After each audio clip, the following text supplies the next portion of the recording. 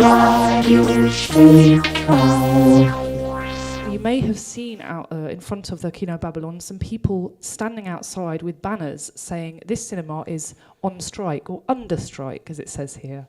Joel? Just a bit of background. So the Babylon is a very historic cinema. It was one of the first cinemas to open in Berlin. It actually gets quite a lot of city government funding, 360,000 euros a year, in order to maintain it as an important cultural spot. In July this year, some, but not all of the staff, began a very public campaign for higher wages. So right now, what these staff are getting paid is the minimum wage, €8.50 an hour.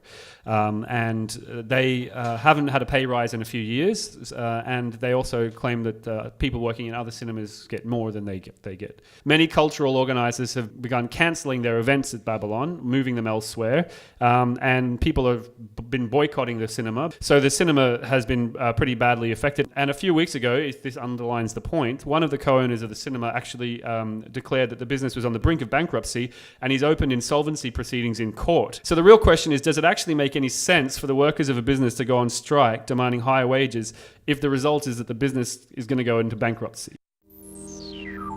Radio Spaetkauf. The minimum wage, to be honest, it's not that bad. It's €8.50, and I know you look horrified, Maisie, but I've lived on the minimum wage for the past 9 months. I run a company, and I pay myself the minimum wage, and it's not. I mean, I'm drinking Sternberg beer, but I'm getting by, and I mean, it sounds really cruel to say it, but if you're not happy with your wage, you've got to find another job, right? Wow.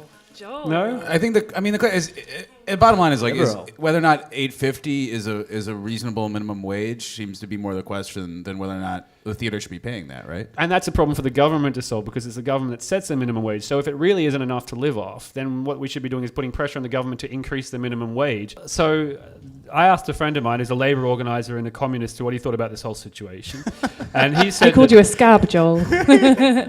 So he said that the best result would be if the business was converted into a worker-owned cooperative. Radio Spaetkauf.